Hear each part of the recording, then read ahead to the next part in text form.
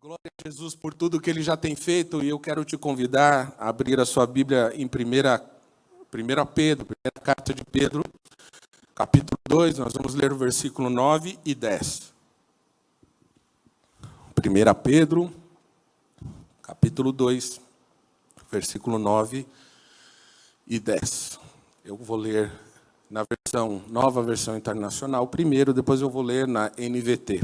O texto diz assim: vocês, porém, são geração eleita, sacerdócio real, nação santa, povo exclusivo de Deus, para anunciar as grandezas daquele que o chamou das trevas para a sua maravilhosa luz.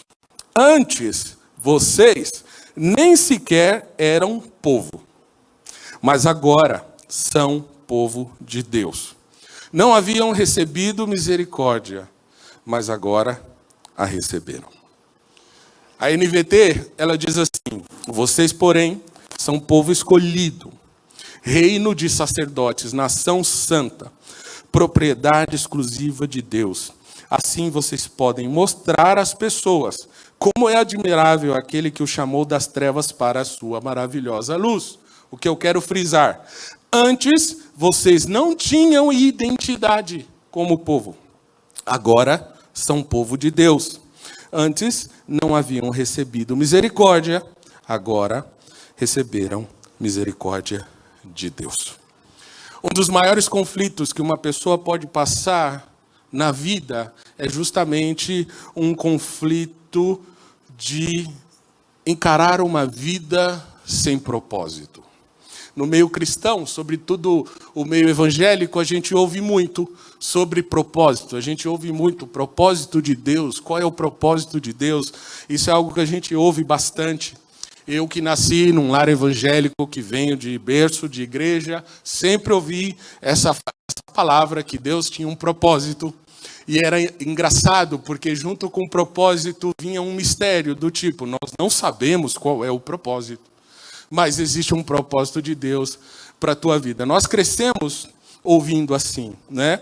Mas Deus, Ele já determinou um propósito para cada um de nós na eternidade. Quando a gente lê Efésios capítulo 1, versículo 11, está escrito que neles nós também escolhidos, fomos predestinados conforme o plano daquele que faz todas as coisas segundo o propósito da sua vontade. O que significa que se nós não sabemos qual o propósito de vida que nós temos, certamente porque nós não entendemos qual é o propósito que Deus estabeleceu para a gente. Por que que alguém não consegue entender o seu propósito de vida? Porque para entender o seu propósito de vida, antes você precisa saber quem você mesmo é. Se eu não sei quem eu sou, como é que eu vou desempenhar um propósito de alguém superior a mim mesmo? Eu não vou conseguir.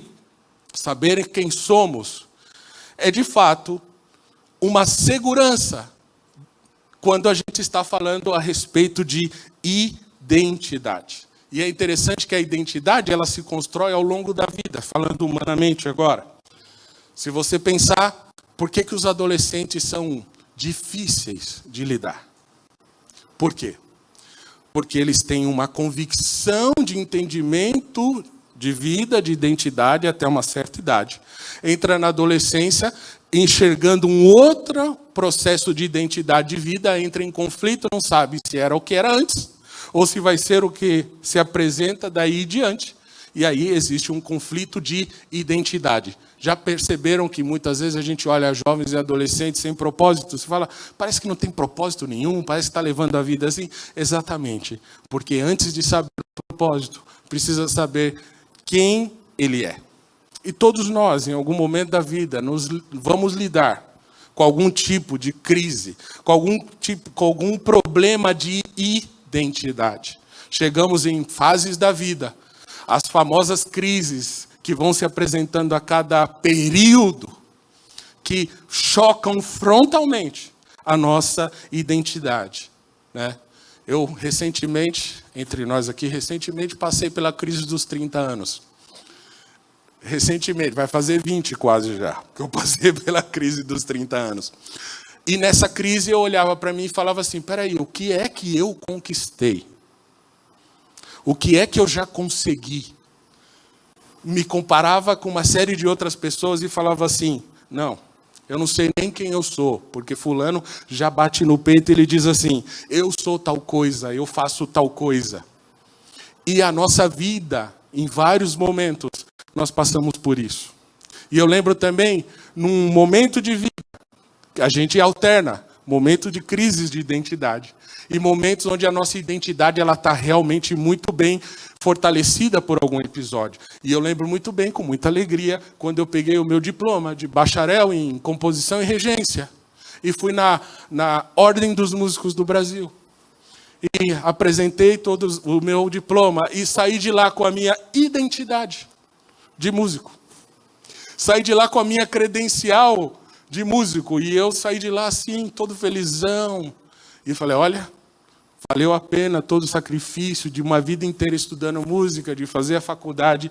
E agora eu tenho uma identidade reconhecida, não só pela faculdade que eu estudei, mas pela autarquia, pela aquela ordem, né? Uma autarquia federal reconhecendo o que eu sou.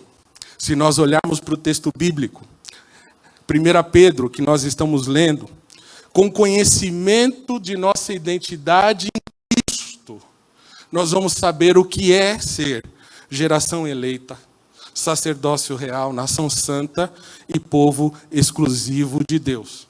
Só sabendo qual é a nossa identidade em Cristo, que a gente pode compreender como o Senhor nos trata, como geração eleita, sacerdócio real, nação santa e povo exclusivo de Deus. Por essa razão, a minha mensagem hoje é identidade sacerdotal. Esse é o tema que eu quero trabalhar com vocês. Bom, indo para o contexto de 2 Pedro, Pedro ele está apresentando que nós, como igreja, somos pedras vivas. E como pedras vivas, nós somos peças importantes na construção de uma casa espiritual, que é a igreja. E sabe, nesta casa espiritual, que é a igreja, todos nós, por meio de sacrifícios vivos, somos sacerdotes. E se você olhar historicamente, olhar para a Bíblia, olhar para o Velho Testamento, você vai ver o modelo de sacerdote do Velho Testamento. Nós vimos que era uma função estrita e de alta confiança e era delegado para poucas pessoas.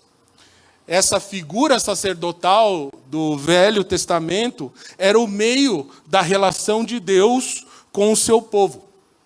Então, tudo que era sagrado, tudo que era divino e tudo que vinha de Deus era compartilhado com o povo, mas era compartilhado com o povo através de um sacerdote.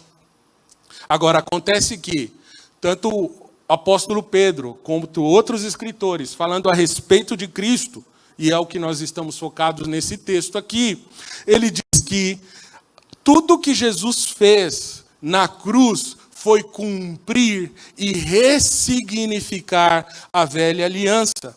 E em Cristo, agora, todos nós, todo crente, é um sacerdote do Deus vivo.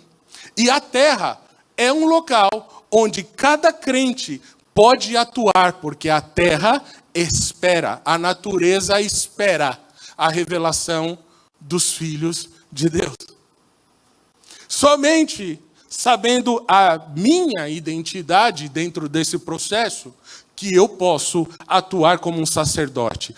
O texto que ele nos ensina é: você recebeu, através do sacrifício de Jesus, a possibilidade de se posicionar diante deste mundo perdido, exercendo esse sacerdócio que Deus derramou sobre você, porque o preço que precisava ser pago para ter esta função já foi pago, e não foi pago nem por você e nem por mim. Ou seja, nossa identidade sacerdotal, ela precisa, além de ser desenvolvida, ela precisa ser vista. O Espírito Santo de Deus nos garante essa possibilidade de vida. Uma vida sacerdotal não divide, como já ouvimos, quem sabe, há muitos anos atrás, e eu ouvi, porque nasci numa igreja cristã, eu ouvi as pessoas falando da vida secular e da vida espiritual, né? E a verdade é que todos nós que estamos em Cristo, nós não temos separação de vida secular de vida espiritual. Nós somos seres espirituais, onde quer que nós estejamos. E as pessoas precisam ver isso. O nosso sacerdócio precisa ser exercido nos lugares onde o Senhor tem nos colocado. E é justamente isso. Ser sacerdote é manifestar o que é Deus. E é ter a nossa identidade firmada nele, porque recebemos essa marca de Deus através do que Jesus fez na cruz. E aí eu quero trazer alguns pontos a vocês, para a gente entender isso melhor. Quando a gente olha os versículos que nós lemos, versículo 9, nós encontramos lá que no versículo 5, nós encontramos lá que nós podemos manifestar sacrifícios vivos, verdadeiros, que agradam a Deus. E aí, se você for perguntar, analisar quais são esses sacrifícios vivos que adoram a Deus, quando você olha o versículo 9, ele explica tudo. O versículo 9 diz, para anunciar as grandezas daquele que o chamou das trevas para sua maravilhosa luz. O sacrifício que agrada a Deus, um sacrifício vivo, é justamente manifestar com a nossa vida o que Deus fez em nós. E eu acho que aí é que muitas vezes nós entramos num processo de uma certa confusão. Porque manifestar as grandezas de Deus, aquilo que Ele fez na nossa vida, não tem nada a ver com uma vida religiosa. Não tem nada a ver com estar aqui todos os domingos. Mas tem justamente a ver com a marca que Cristo fez sobre você. E ao ter essa marca muito bem estabelecida em você, você tem o prazer de estar aqui, mas você tem um prazer muito maior de que essa marca impacte outras vidas e que elas recebam isso também. O sacerdócio precisa ser manifestado através de sacrifícios que agradam a Deus. Quando nós olhamos Romanos, capítulo 12, versículo 1, nós vemos o apóstolo Paulo falando assim: irmãos, rogo-lhes pelas misericórdias de Deus, que se ofereçam em sacrifício vivo, santo e agradável a Deus. Este é o culto racional de vocês. Que se apresentem, que se ofereçam como sacrifício vivo. Você precisa ser esta marca de Deus. É você. Você pode, porque Deus colocou essa incumbência sobre a tua vida. Quando nós voltamos ao texto, diz que Deus nos tirou das trevas para anunciarmos a luz que muda a nossa vida. E como nós podemos fazer isso? Com a nossa identidade sacerdotal. Ela precisa ser vista. Ela não pode ficar fechada, ela não pode estar guardada. Ela não precisa ser manifesta aqui dentro da igreja. Ela precisa ser manifesta muito mais fora. Ela precisa... A igreja precisa ser o lugar onde você recebe para viver esse sacerdócio. Mas você precisa exercer esse sacerdócio de Deus fora daqui. É justamente fora. E como é que nós podemos mostrar isso? E aí, nós precisamos de algumas transformações. Primeira coisa, o nosso olhar para a vida, ele tem que mudar. Porque se você olhar o texto de João, capítulo 17, versículo 15 e versículo 19, Jesus, na sua oração ao Pai, num momento em que ele já estava perto de subir ao céu, ele ora assim: eu não rogo para que os tire do mundo, mas que os proteja do maligno. Eles não são do mundo como eu também não sou, mas santifica-os na verdade. A tua palavra é a verdade. Assim como me enviaste ao mundo, eu os enviei ao mundo. Em favor deles eu me santifico, para que também eles sejam santificados pela verdade. Quando a gente vê esse texto, Jesus dizendo assim, olha, eu não orei, eu não estou orando para tirar os meus do mundo. O que ele está orando? Orando para que livre do maligno. E uma das formas de te livrar do maligno é fazer com que o teu olhar seja diferente sobre as questões que estão acontecendo no mundo. Nosso olhar, se nós vivemos uma identidade de sacerdotes em Cristo, o nosso olhar para as coisas que estão acontecendo no mundo não pode coadunar, não pode funcionar com as coisas no mundo. Todas as vezes que o mundo apresenta coisas e a gente já não se espanta com aquilo que nós estamos vendo, significa que de alguma forma o meu olhar está influenciado e eu já nem me choco mais. Aquilo está acontecendo e é realmente verdade. Mas quando nós temos a nossa identidade mudada, e viemos de acordo com o reino de Deus, de acordo com o reino de justiça, embora vivendo no mundo, já que Jesus orou para que a gente continuasse aqui como enviados, eu não sou mais desse mundo e não aceito mais as coisas desse mundo. Se eu vejo injustiça, eu não aceito injustiça. Se eu vejo alguém passando por injustiça, eu não posso aceitar que aquela pessoa esteja passando por injustiça. Uma das coisas mais terríveis para aquele que não entende a sua identidade em Jesus é quando alguém está passando por uma situação como uma injustiça, você fala, bom, eu não posso fazer nada, o que eu posso fazer para mudar? Se você não pode mudar aquela situação, você pode consolar o injustiçado. Se você não pode transformar aquela situação, você pode acolher aquela pessoa. Mas a verdade é que nós não podemos mais aceitar a injustiça, porque apesar de sermos desse mundo, o nosso olhar está diferente. Porque nós temos uma identidade em Cristo, nossa identidade sacerdotal, ele mudou. Se nós vemos a violência, nós não podemos aceitar.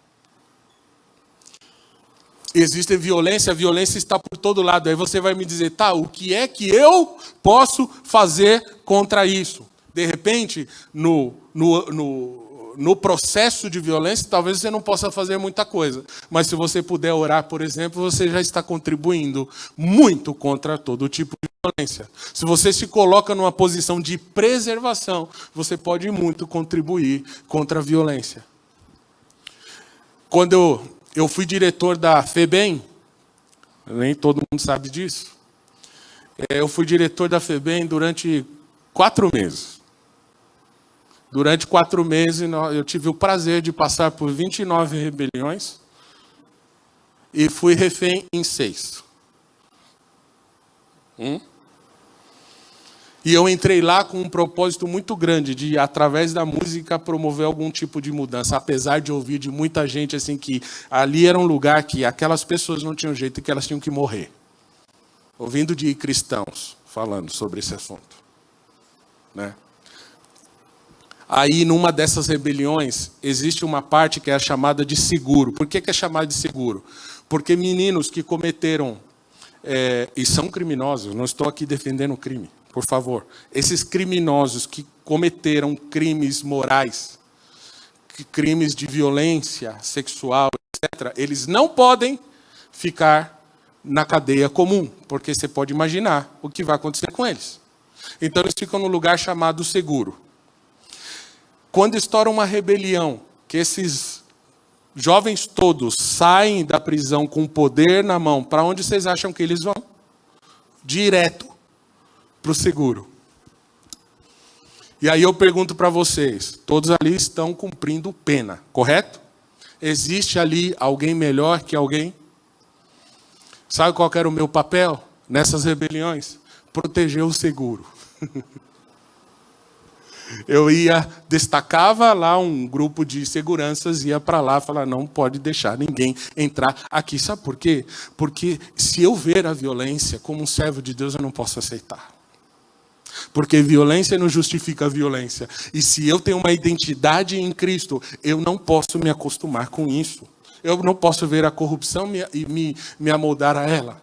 aceitá-la, eu não posso ver o pecado e porque a nossa identidade foi mudada. Se ela foi mudada, a nossa visão do mundo precisa ser transformada, porque nós somos sacerdotes do Senhor. Onde há injustiça, nós levamos justiça. Onde há violência, nós levamos mansidão. Onde há desesperança, nós levamos esperança. Onde há morte, nós levamos vida. Tudo isso através da identidade sacerdotal que Cristo depositou sobre cada um de nós.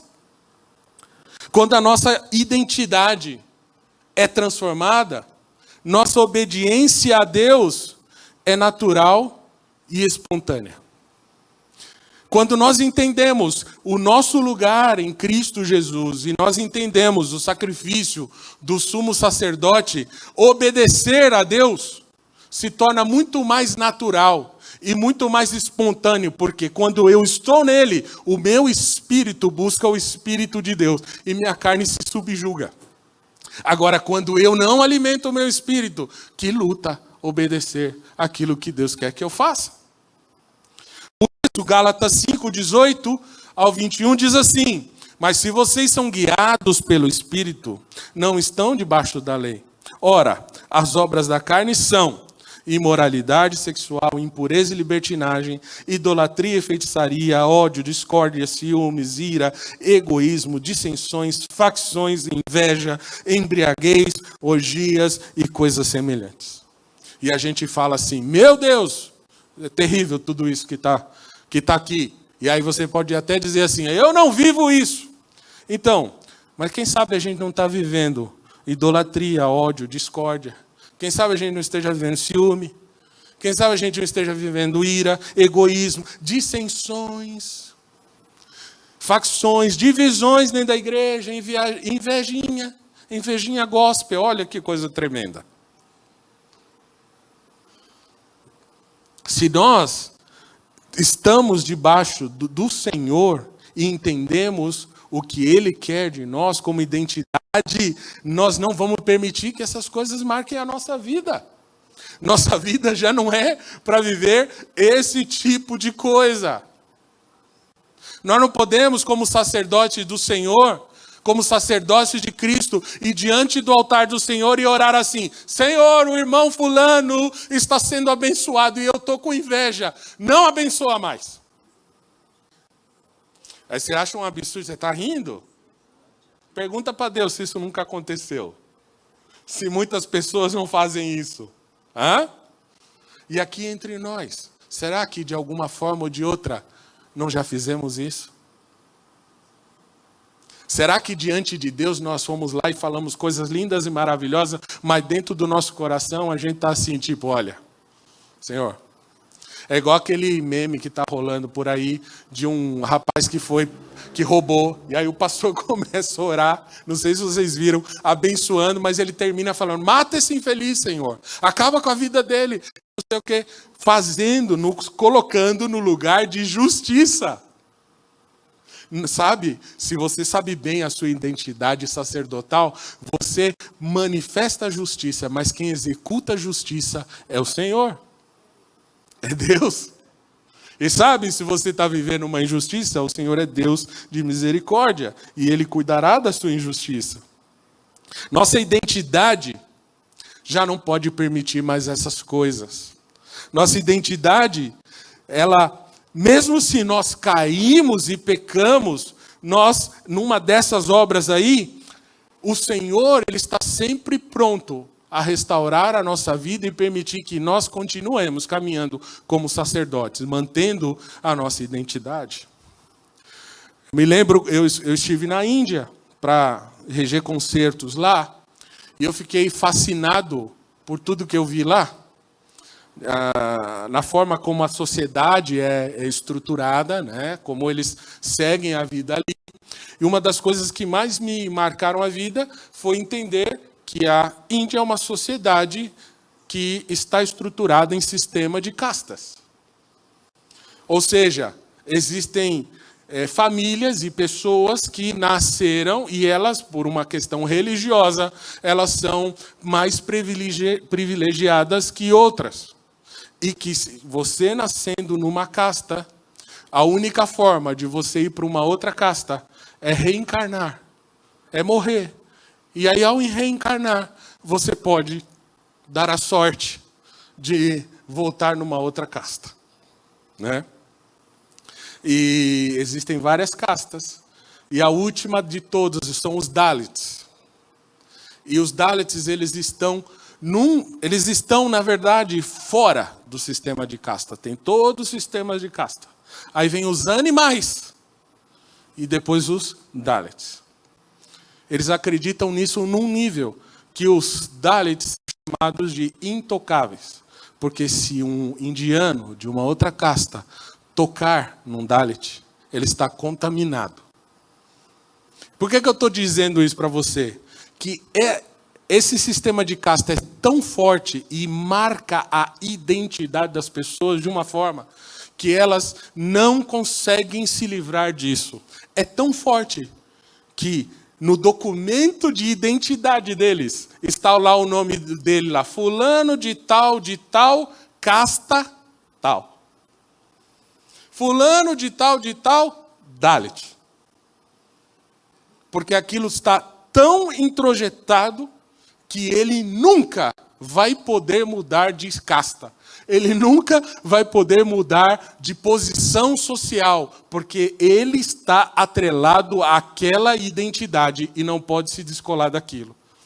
Agora, com Cristo, é completamente diferente.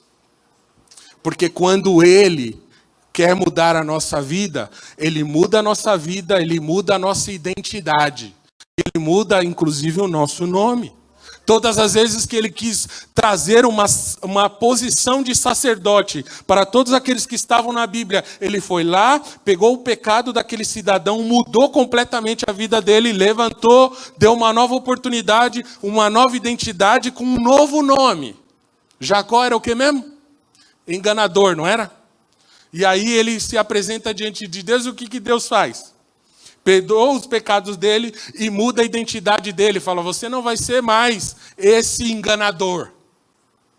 Porque eu estou imprimindo em você uma nova identidade. Uma identidade de sacerdote. Vai representar a minha presença onde eu te enviar. A mesma coisa que aconteceu com Abraão, que se chamava Abrão. Quando o Senhor vem, visita a vida dele, muda completamente a vida dele e fala assim, olha, a partir de hoje, a sua identidade também está mudada. Esse é o nosso Deus. Ele muda a nossa identidade.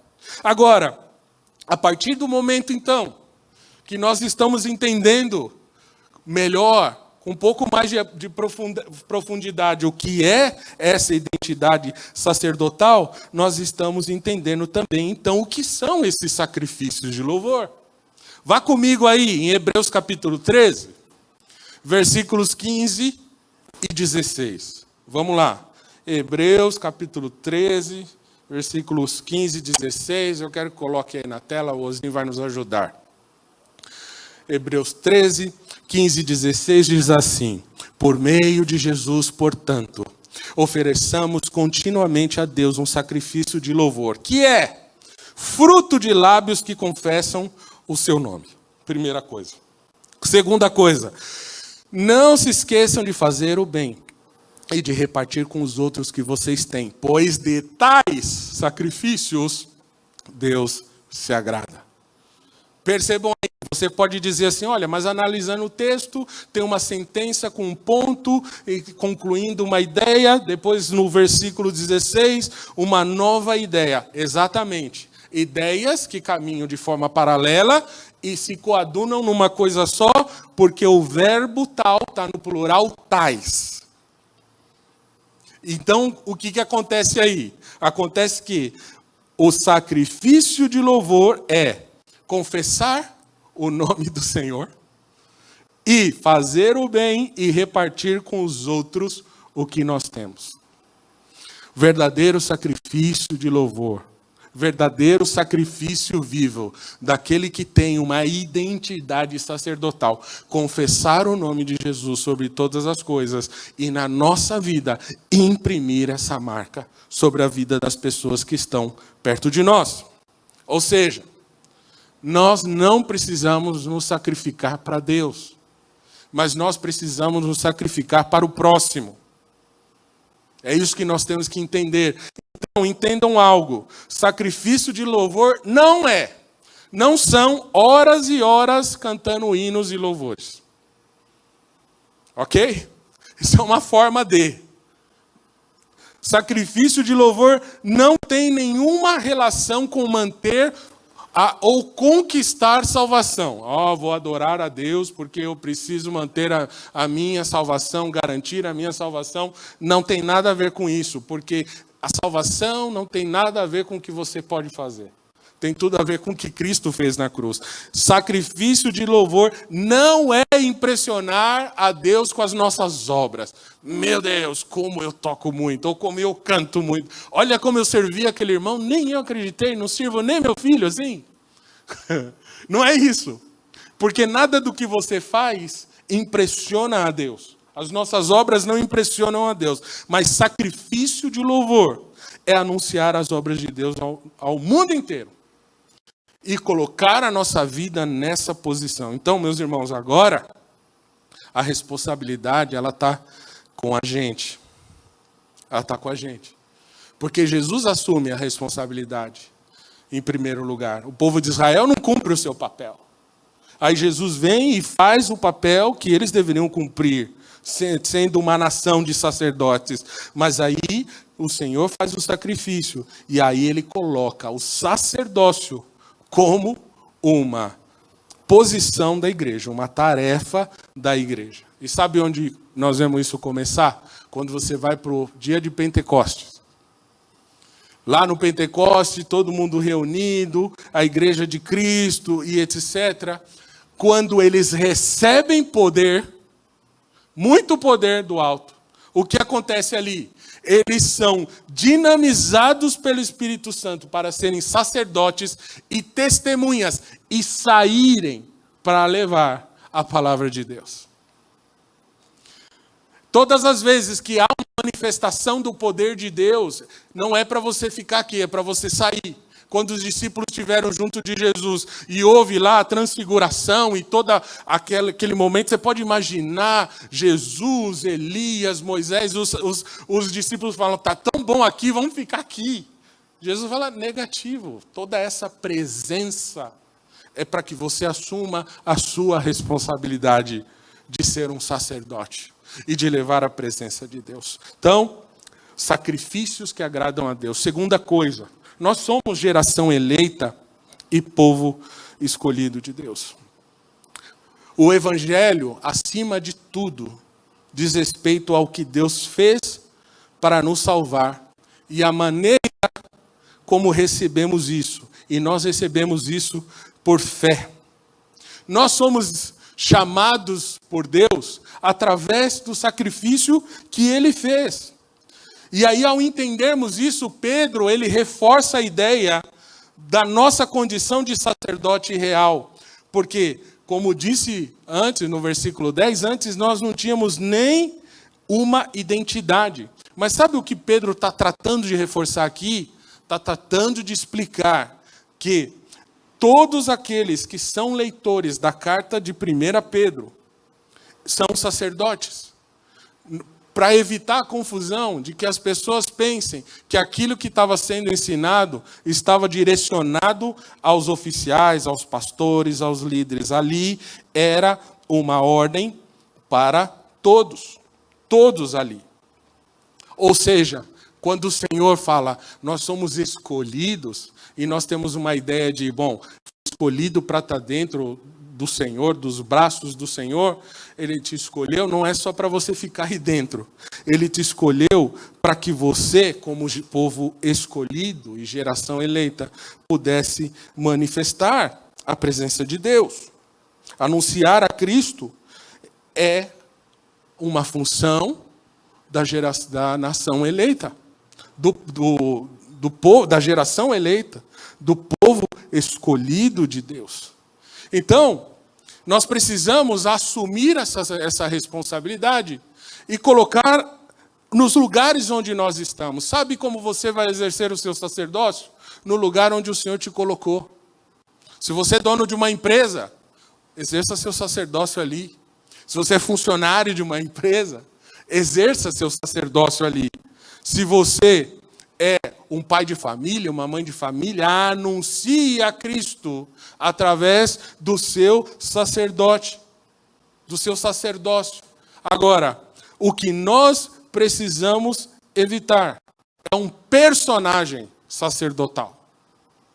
Que muitas vezes há uma personificação, uma forma de manifestar-se como sacerdote em alguns lugares, em alguns momentos, mas não em todos os lugares e em todos os momentos. E aí que a coisa precisa ser marcada. Sabe aquele lugar que ninguém te conhece, ninguém sabe a tua origem, ninguém sabe a tua fé, ninguém sabe se você é crente? Então, esse é o lugar para que o sacerdócio, a sua identidade de sacerdote se manifeste aí. Uma das primeiras vezes que eu fui reger no Paraguai, o país vizinho aqui, eu estava regendo, e aí veio uma baixista, né, tocava um contrabaixo, aquele grandão de madeira, e acabou o ensaio, ela se aproximou de mim e falou assim, você é evangélico? Eu falei, sou, como é que você descobriu? Eu cheguei aqui, boa tarde, vamos ensaiar, e só falei de música, só falei de ajustar coisas musicais, e etc. Ela falou, está em você. Já dá para ver, a gente pode perceber isso. É mesmo? É. Aí ela falou, tá vendo aquele ali? Ele também é evangélico. Tá vendo aquele ali? Ele também é evangélico. Gente, vem aqui. E começou a me apresentar para as pessoas. E sabe como termina essa história? Termina com um jantar na casa da família deles, que era uma família de pastores. E como termina o jantar? Termina com eu orando por essas pessoas, pela igreja deles e por tudo que eles estavam necessitando naquele momento. Porque nós precisamos ser, em todo momento, em todo lugar, em qualquer posição que Deus nos dá. Toda posição que Deus te colocou é uma posição de exercer sacerdócio. Você foi escolhido por Deus para isso. Ser professor, que poder você tem nas mãos. Você pode influenciar com o seu comportamento, com a tua forma de crer, com a tua posição. Você pode fazer isso. Terceiro, nós somos nação santa. Nação santa. Gostaria que você se perguntasse assim, eu sou santo? Pergunta aí para você mesmo no seu coração, eu sou santo? Talvez a gente pode até usar aquela resposta convencional, né? Ninguém é santo. Não é? Que vem essa resposta. Sabe, a mesma dificuldade que algumas pessoas têm em dizer que são ministros ou não são ministros do Senhor, que de ministras do Evangelho, tem dificuldade em dizer se é santo ou não. Sabe por quê? É que no fundo, nós não entendemos que estando em Cristo, estando nele, nós somos uma nação santa. E ser santo tem dois aspectos. O primeiro deles é ser, do dicionário, perfeito, sem defeito ou sem pecado. Nós achamos assim. Mas ser santo significa, em primeiro lugar, ser separado por Deus para uma obra. A Bíblia, ela não exige perfeição dos santos. A Bíblia, ela exige dos santos maturidade. Perfeição, a Bíblia não vai exigir de você. Mas ela exige maturidade. Se você vê Paulo falando aos Filipenses, ele diz assim, não que eu já tenha obtido tudo ou tenha sido aperfeiçoado, mas prossigo para alcançar, pois para isso também fui alcançado por Cristo Jesus. Irmãos, olha dizendo, não penso que eu mesmo já o tenha alcançado. Ou seja, ele está dizendo, irmãos, eu não penso que eu sou perfeito. Mas uma coisa eu faço, esquecendo-me das coisas que ficaram para trás E avançando para as que estão adiante, prossigo para o alvo, a fim de ganhar o prêmio do chamado celestial de Cristo em Jesus.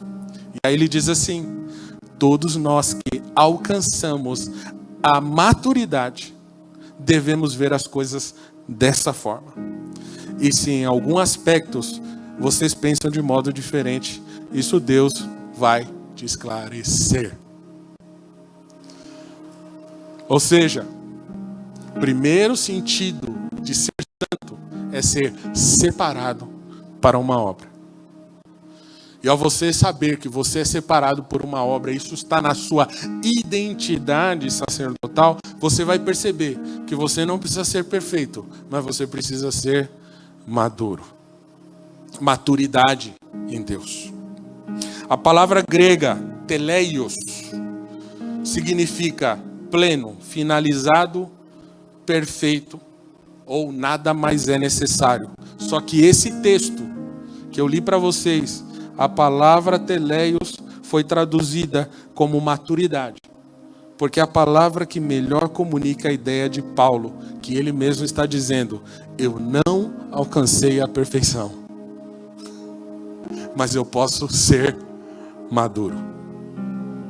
Eu posso ser maduro. Então, meu irmão, nós precisamos caminhar nesse processo de aperfeiçoamento, que a característica desse processo é dar frutos através da identidade sacerdotal que Deus colocou sobre a tua vida. Quando você olha João capítulo 15, você nem precisa ler. Jesus está dizendo que uma característica vital de quem é discípulo dele é maturidade e frutos. E olha que a palavra maturidade tem toda a relação com fruto, porque um fruto só é bom, doce e agradável quando está maduro. E maturidade não tem a ver com idade. Você pode ter 642 anos de evangelho. Isso não quer dizer nada. Maturidade tem a ver com todo o processo de dor, de perda, de fornalha, de luta, e a forma como você reage e sai desses lugares. Isso é maturidade. Todos nós que estamos em Cristo, apesar do nosso pecado, nós somos santos, porque o Senhor nos santificou. E mesmo que nós venhamos a pecar, nós fomos separados por Deus. E aí, quando nós pecamos, algo diz dentro de nós: olha, você agiu errado. Corre aos pés do Senhor para você mudar. Sabe o que é isso? É o Espírito Santo agindo e dizendo: olha, você é separado, você é santo, você é nação santa. Eu preciso de maturidade. Vai, se levanta daí, se posiciona de uma forma verdadeira, que eu vou continuar te usando. Vai, limpa, se levanta e anda. É assim. É como Deus nos trata. Agora, em segundo lugar, ser santo também está ligado a qualidades morais. Então, quando Deus te santificou, e isso tem a ver só com Ele, porque só Ele pode te santificar, também traz para você uma responsabilidade de se manter em santidade. Você precisa fazer isso. Porque o fato de nós não alcançarmos a perfeição nessa vida não deve ser motivo de desânimo para nós, não pode ser motivo de uma vida desregrada, porque quem foi regenerado e santificado jamais vai aceitar viver uma vida de pecado, mesmo quando falha. Por mais que a santificação seja uma obra de Deus em nós, a Bíblia está cheia de imperativos do que devemos fazer, pois esse processo depende da nossa manutenção. E esse processo de manutenção tem que desafiar a nossa carne todos os dias. Você não pode ser perfeito, não tem como, porque perfeito é Jesus. Mas você, como nação santa, pode se separar daquilo que não agrada a Deus. E sabe, aquele lugar do muro que está derrubado e que sempre o inimigo entra por ali, é ali que você tem que reforçar com 2 paredes de tijolos. Bota umas madeiras também. Coloca uns seguranças lá, uns Rottweiler, uns Pitbull. Fecha esse lugar aí, porque esse lugar precisa ser completamente bloqueado, porque o inimigo não use isso. Portanto, meus irmãos, nós desempenhamos um papel muito importante no processo de santificação. E é na força do Espírito Santo que nós mortificamos os efeitos da carne. Só pelo Espírito nós podemos ser nação santa. Romanos 8, versículos 13 e 14 diz: pois se vocês viverem de acordo com a carne, morrerão. Mas se pelo Espírito fizerem morrer os atos do corpo, viverão. Porque todos os que são guiados pelo Espírito de Deus são filhos de Deus. E para terminar, eu quero dizer para você o seguinte: não existe atalhos para uma vida santa. Não. Existe uma fórmula básica para uma vida sacerdotal na terra. Primeira coisa: leia e medite na palavra. Mateus 4,4 diz que quando Jesus estava no deserto sendo tentado pelo Espírito, pelo inimigo, ele foi levado pelo Espírito Santo a esse lugar a ser tentado pelo inimigo. E quando o inimigo veio atacar, o próprio Jesus disse: está escrito. Quer ter uma vida separada, santa? Cita a palavra, leia a palavra, medite na palavra. Como diz lá Deuteronômio, prenda nas paredes da porta, fixa na testa, fale a palavra, e a palavra. Segunda coisa, oração. Efésios 6,18 diz que nós devemos orar em espírito em todas as ocasiões, com toda a oração e súplica. Quando eu era criança, eu via a minha mãe falando sozinha assim, andando, ou lavando louça, ou fazendo qualquer coisa, e eu falava assim: mãe, o que você está fazendo? Ela: eu estou orando. E eu ficava pensando: mas para que orar tanto? Porque toda hora está orando. E aí depois, crescendo, eu fui entender: esta é a vida que todos nós, que temos uma identidade sacerdotal, devemos viver, porque só com oração e súplica nós vivemos a santidade para sermos sacerdócios de Deus.